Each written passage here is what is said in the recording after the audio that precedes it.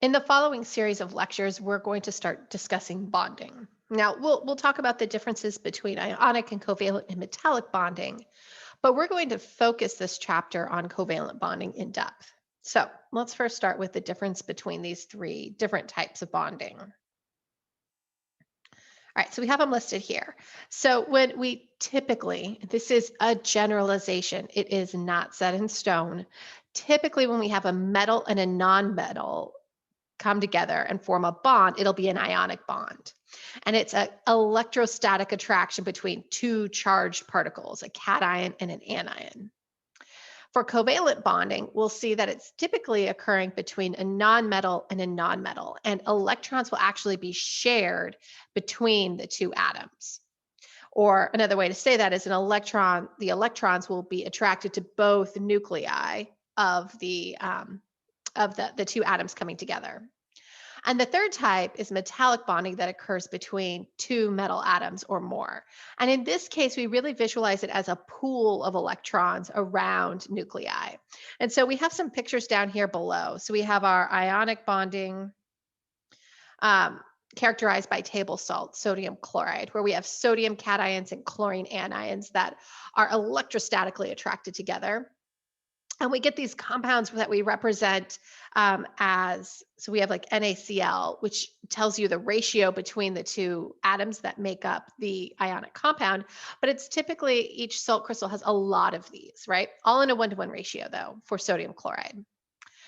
Then for covalent bonding, we have, so here's our middle one, it's covalent. Here we have atoms sharing electrons and forming discrete molecules. So when I say H2O is a covalently bonded molecule, it's not a ratio of two hydrogens and one oxygen in a large lattice of these. Rather, it is one oxygen and two hydrogen for the entire molecule. And then you can have lots of those molecules, especially in something like ice. All right, lastly, we have metallic bonding. And this is categorized by lots of sodium atoms. And so these sodium atoms are all spaced apart from one another in a very orderly manner, in a solid at least. And we can really think of it as uh, a sodium atom's nucleus and core electrons. And then on the outside, we have our valence electrons, but those valence electrons will be butting up to the valence electrons of another sodium atom's nucleus and core electrons. And so really those valence electrons kind of form this sea of valence electrons around essentially a sodium cation or the sodium nucleus with its core electrons. And so we don't really like the electrons will be attracted to lots and lots of different nuclei because they're all real close together. So these are our three types. And again, our focus in this section of the class is going to be on understanding covalent bonding. We'll still compare the properties between ionic and covalent because I believe it really helps us understand what a covalent bond is when we put it up against a foil like sodium chloride or an ionic compound in general. So we'll focus on that. So let's start with properties of ionic compounds. In general, an ionic compound will be hard, brittle, and a crystalline solid. Think of those little grains of table salt, right? They're little tiny hard crystals, but you can smash them up into a powder pretty easily. And that would be the difference between my kosher salt and my ground salt that comes out of the grinder. So a lot of crystalline solids that are ionic compounds are going to be solids at room temperature. Their melting points are high. They're usually higher than 300 degrees Celsius.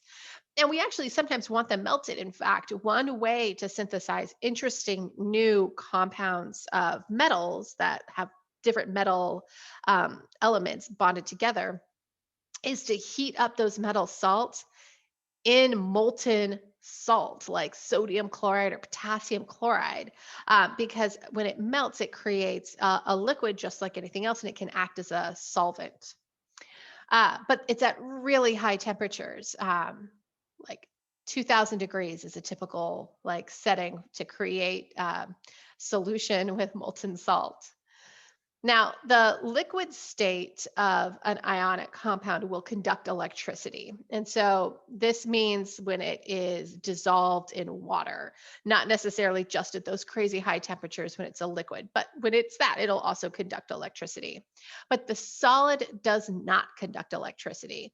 And you can see that in this image here. So we have our solid and our liquid, and the difference between these is this right here is solid salt, and right here we have aqueous with electrodes in it, and you can see that the solid salt isn't conducting electricity between those 2 points, and so that light isn't turning on.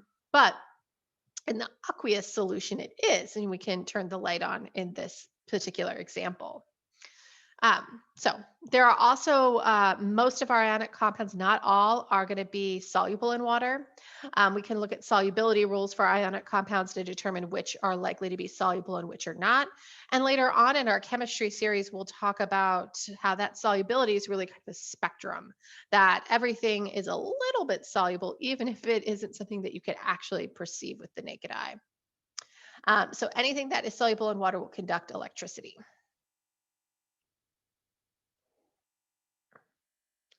So looking at ionic bonds, these are, and we've touched on this already. Ionic bonds are going to form from that electrostatic attraction between a cation and an anion, and coming together, kind of like north and south polarized magnets. And so this is really an electrostatic force between oppositely charged particles, which comes back to Coulomb's law, right? That opposites are going to be experience attractive forces, whereas the same charge will experience a repulsive force. And so it's between a cation and an anion, cation being positive, anion being negative. Okay, think back to our periodic trends. We talked about ionization energy. And ionization energy got very small when we were looking at very large metal atoms in the lower left-hand corner of our periodic table. These elements are going to easily lose electrons, and so they're likely to become cations. Now, up in the upper right-hand corner of the periodic table, our nonmetals had high ionization energies, meaning it was hard for them to lose an electron. But they had high electron affinities, meaning it was easier to gain an electron. In fact, those were exothermic processes. It was more stable when it had the same electron configuration as a noble gas, and so released energy when it took on another electron. So nonmetals easily gain electrons, and so they typically form anions. And so that's why we typically see our crystal lattices that form between ionic compounds, between cations and anions, that they form them from metals and nonmetals. And so when we have these ions separate, these charged particles, when we bring them close together, there's an attractive force that occurs because they are opposite charges. And so as we bring a lot of these ions together that are oppositely charged, and they form a lattice, which will be an arrangement of these ions relative to one another to maximize those negative positive interactions that are attractive, and minimize the positive positive or negative negative forces that would be repulsive. We form these crystal lattices that actually stabilize the ions themselves. All right, looking at covalent bonding properties now. So covalently bonded compounds are seen as individual molecules rather than a crystal lattice that is kind of in an expansion of just this one repeating unit, like sodium and chlorine or chloride. So typically the melting and boiling points of these molecular compounds will be relatively low, especially when we compare them to ionic compounds.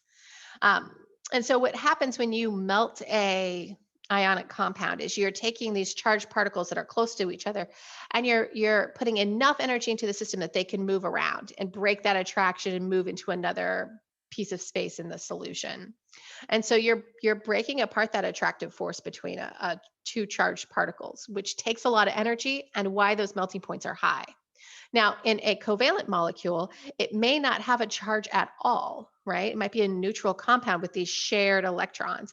And so when we melt it or boil it, we're not actually breaking those covalent bonds. We're just breaking its association with other molecules, which is much, much easier to do because there isn't that highly charged interaction. So it happens at lower temperatures. And we'll go into detail in 162 about the types of interactions that occur between molecules.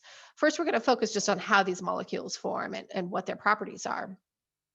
But so the key thing to remember, though, is when they boil or when they melt, you're not breaking any covalent bonds at all. So generally, these melting points, we see less than 300 to contrast our ionic compounds. Now, in terms of characteristics around hardness and brittleness, they vary. They could be very brittle or very hard, very soft, very waxy. There's a wide range, and I don't have a great pattern to share with you for determining it. Just know there's a lot of variety.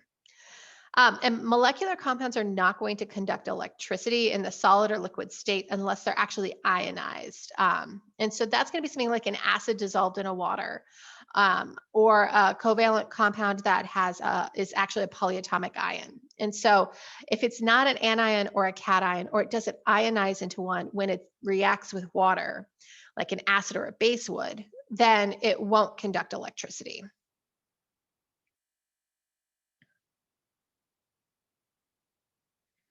So covalent bonds arise from the sharing of electrons between two atoms, typically two nonmetal atoms, but there's lots of exceptions. So what that means is that the valence electrons of two atoms, as these atoms come close to together, will actually be attracted not only to its own nucleus, but to the nucleus of the other atom. And so when those valence electrons are attracted to two different nuclei, it holds those atoms together, and that is your covalent bond. And that's what we mean by sharing electrons. When two atoms are sharing electrons, it means the electrons in question are attracted to both of the nuclei, those balls of positive charge at the center of the atom. So here's an example of hydrogen. You bring and hydrogen's so simple. It has one valence electron, no core electrons. So you bring them together, and these valence electrons they each have one. They will become shared, meaning that these two electrons are actually being attracted to both of those nuclei. And the way we write this is either with those two shared electrons in between the element symbols, or we can also use a line to represent two electrons as well. So as these valence electrons become attracted to two nuclei instead of one and are shared, that electron density shifts, and it's more likely to find it in between the two nuclei rather than on opposite sides of one of the atoms. And so there is this electron density shift for those shared electrons in between the two atoms. Now, as the distance between the nuclei decrease, so that means as they come closer together, the probability of finding either electron near either nucleus will actually increase because there's less distance between them. So it's really the act of sharing these electrons will pull the nuclei closer together. And that's really going to create our bond distance. The distance between those two nuclei will be how long the covalent bond is. So here's kind of a picture thinking about the attractive and repulsive forces that are in play here. So as we bring these together, we have these valence electrons that are attracted to the nuclei of the two atoms, and that is an attractive force that'll bring them together. But at the same time, as you bring those nuclei closer and closer together, they'll start repelling each other. The positive charges of the nuclei will start repelling one another, which will be a repulsive force that's occurring. And so the distance between the two atoms, or the bond distance, is really going to be defined by this balance between the attractive force between the electrons in the nuclei and the repulsive force between the two nuclei. Now, overall, if there's a net attraction when balancing those forces, will form a covalent bond.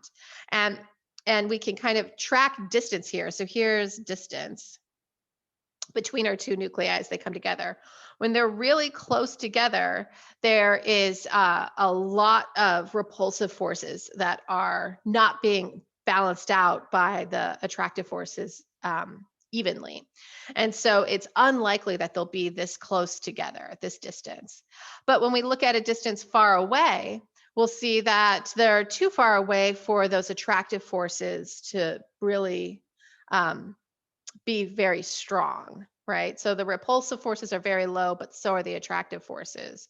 So there's kind of this minimum where it's balanced out perfectly. And that's typically the most stable spot where the energy is lowest for bringing these two atoms together, where it's benefiting from the attraction between the electrons in the nucleus, but it's minimizing the repulsive force of the two nuclei from one another. And that's going to be that distance, that kind of perfect balance at a low energy, which is what this red line is really showing, is the amount of energy.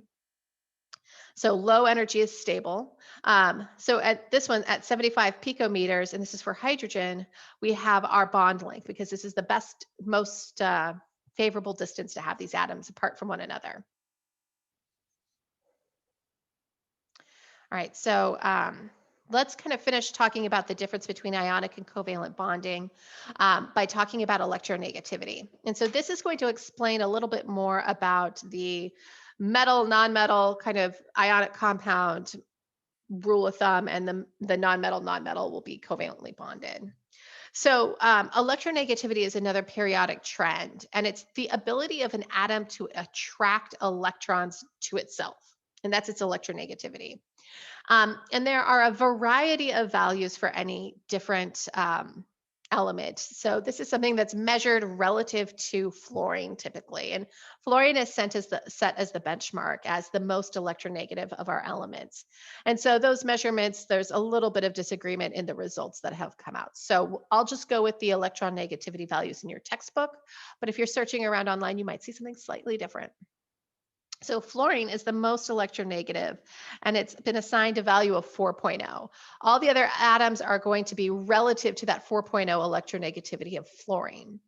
And so you can see things like nitrogen is 3.0, carbon is 2.5, francium is really low. It's like 0.7. And what we do is we kind of compare these electronegativities. We see that our nonmetals have high electronegativity values. This goes along with this, the idea that they have high electron affinities too, right?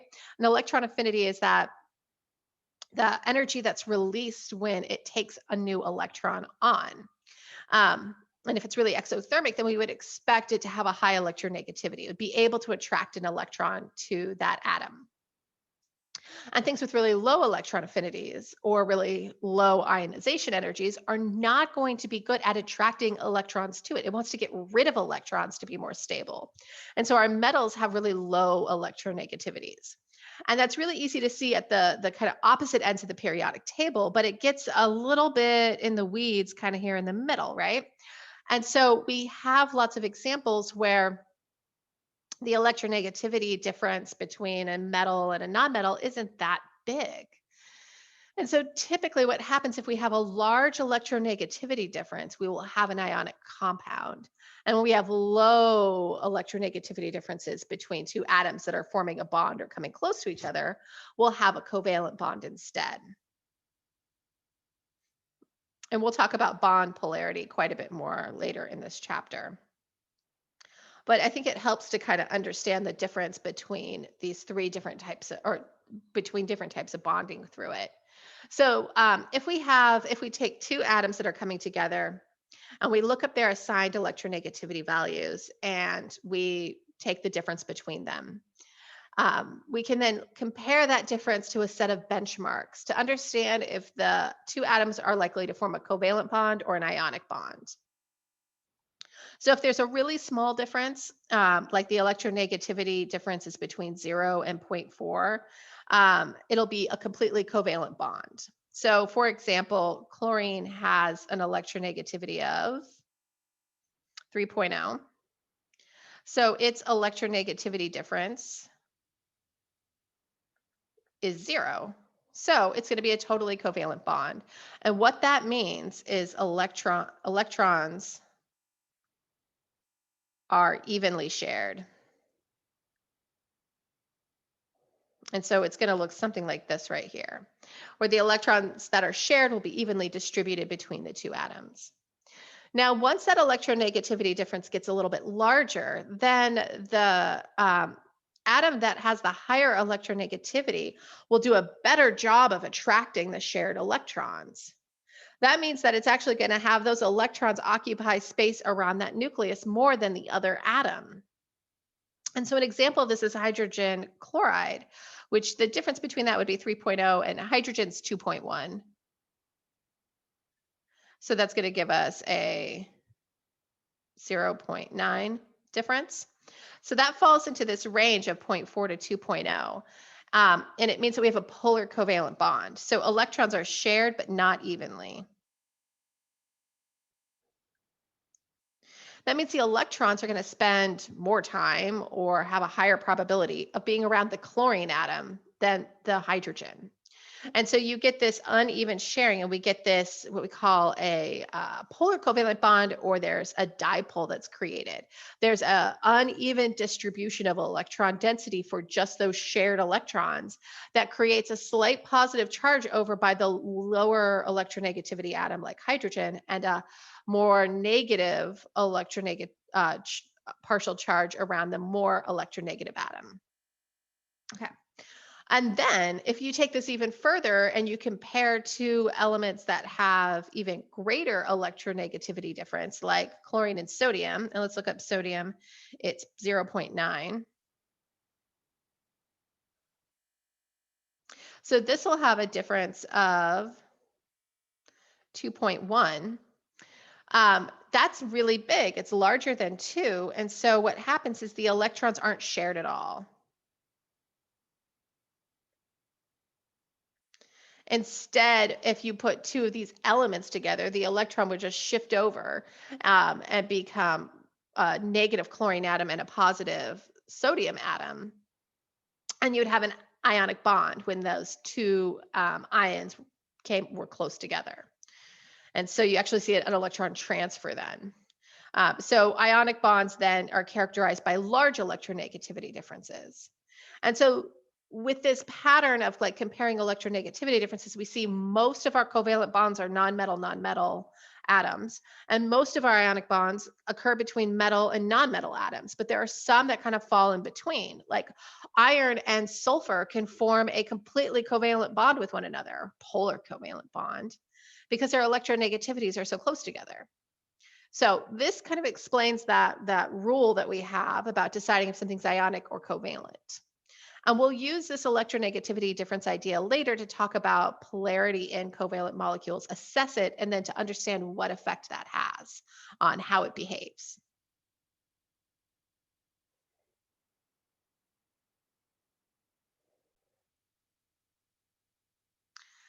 And we'll actually track that later using dipole moments. And here's the abbreviation for a dipole moment. It's a little mu.